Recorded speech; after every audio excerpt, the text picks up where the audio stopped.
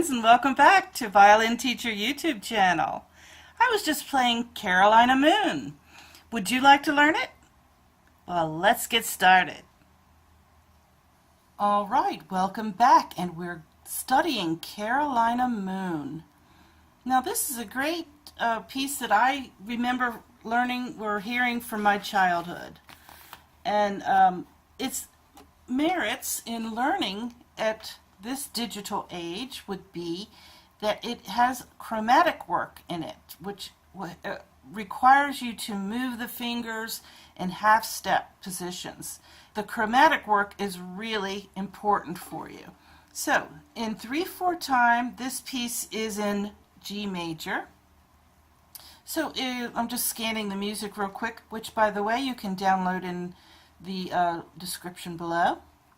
This was notated by hand by a great website, a guy from a website that I'm going to link to because he has such a great collection that I'm just having a great time exploring.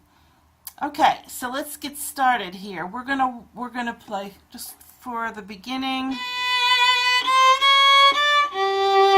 looking at the technical aspects of this piece. The first challenge is moving the C natural to the C sharp. Alright, so I would suggest holding the 1. It also has a kind of a dotted or a little rhythm, little bouncy rhythm to it. So I don't know the real words to this except the beginning, and it's Carolina. So it's bouncy by nature, isn't it? Do it all separate bows just to get your fingers kind of clear. Then the next challenge, by the way, I should just go ahead and tell you the fingerings. 1, 2, 2, 3. And the 2 is playing low and then high. So that's your unit. So anytime I say that's your unit, that's where you stop the video and do it 10 times, okay? Right at this point we need to hop the 3 over to the D.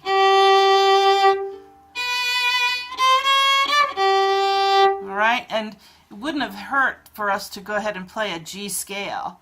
But I will let you practice that, you know, your G scale, because we're going to focus on the chromatics works in this piece. Hopping 3. Then we walk down. 3, 2, 1. And then 2 right next to it on the A. Alright, the segment that follows begins on the first finger. So there's a little bouncy rhythm there and a string crossing as well. 1, A, then 3 and 1 on the A. So there's a unit. Let's take the fingers away and see what the bow does. So make sure that's nice and clean as open string bowings. Do that rhythm. Let's see what we play.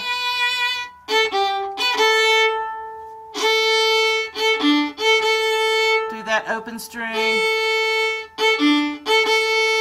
Now, what you'll find is that you have a long down bow at the beginning, a short little up bow, and then you're going to end up more at the tip. So you may run out of bow there if you're not careful.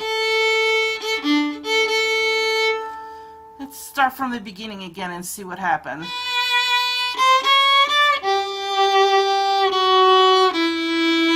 So when you're playing this part, try to get back to the frogs. Get back to the frog on that so you can have a nice sustained E, 1 on D. Then get to the frog.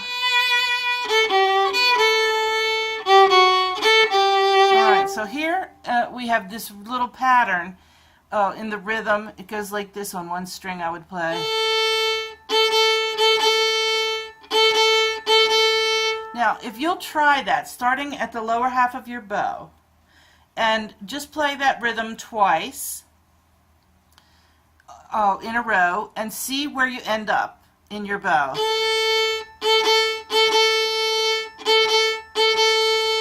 You'll see that it's like taking 2 steps forward and 1 step back, 2 steps forward and 1 step back. Well, when you do that, where do you end up? Forward. Definitely moving ahead. So you'll be running out of bow, and you'll have to watch that. Let me see what happens next. So you might want to change that eventually, because what happens in the first ending is 2, 3, 4, 5, rest. So you've got a 5-beat third finger on D. So you could maybe slur these moving parts.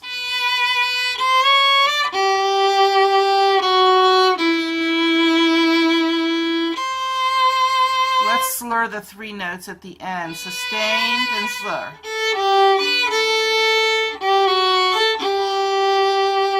That balances out the bow quite a bit better. So you might want to consider that.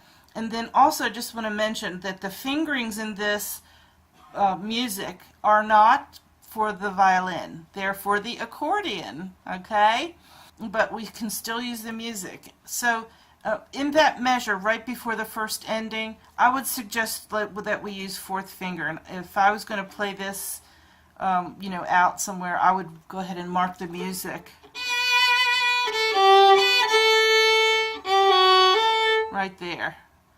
Stay on 1 string. So you're going to play A here, but once you get to the D,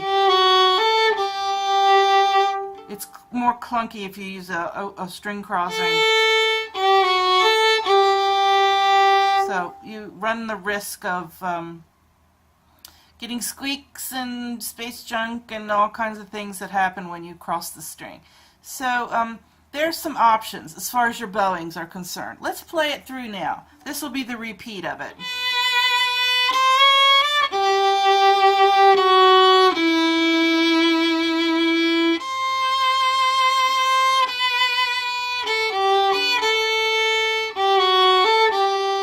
Second ending, 1. Now, here we go with the B phrase. G, second finger on 2, low, on E. So our 1 is sliding in a little triplet figure. We go 2, 2, 2, 3 times. Then we go 1 right behind it and slide it down. And then you can play your open E. Okay? The next note is a C natural up on the E. So that would require either an extension,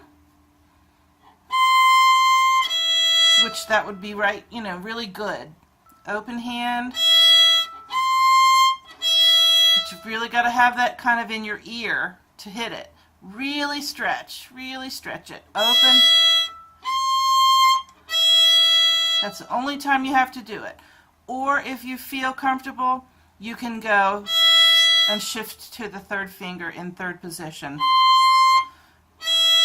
and play it that way. F sharp, E, E flat. Alright, so I'm kind of getting ahead of myself on this, but let's go ahead and go back to the beginning of this B phrase. Let's use the extension for now. Reach. Now F sharp, open, then flat 4 on the A. So that's your little triplet figure, your little chromatic moving line there. Then 4. So because we play a 3, then a 4, then a 3 again, it would be really good to leave that 3 down. So if we do, let's go back once again. 2, 2. Reach up. Now F natural, or F sharp, I'm sorry. Hold the 3 and play the 4, then come back to it. Now hold that 3 and let's do a 4 here for the E. This is the next spot. 4, a natural E, then an E flat. And the 3 you're already holding, and then C sharp right under it. Alright, so I recommend that you practice that unit in particular, frontwards and backwards. I just actually kind of did something, but just naturally. You could, an alternate fingering could be 4, 3, high 3, regular 3, and let the 3 do the sliding, because that's a little bit more stronger finger, right? Backing up a little bit to the holding 3, 4, now 4. See how that works? Let's do it again. Now, a natural 4, pick up the 3 and place a high 3. Slide the 3 down, land on the C sharp. Now we go to the E and we walk up, and we're going to slide the 1 from a low position to a natural position after we play the E.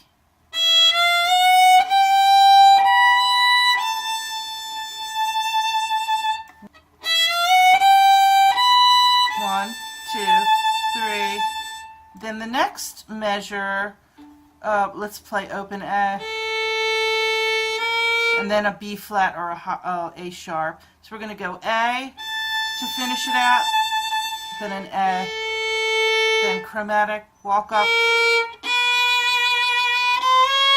and we're starting the beginning again. All right, let's review that real quick from the B phrase. 2, 2 on E, extension, regular 1, hold the 3 now, regular 4, and we're going to let 3 do the slide, go back to open E,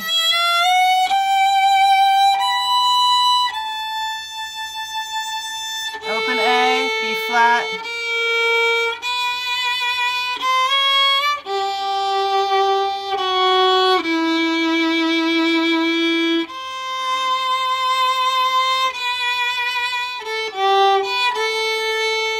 and 1, 2, 3. So it's a very simple piece, but it has some good challenges in it. So let's play it all the way through now.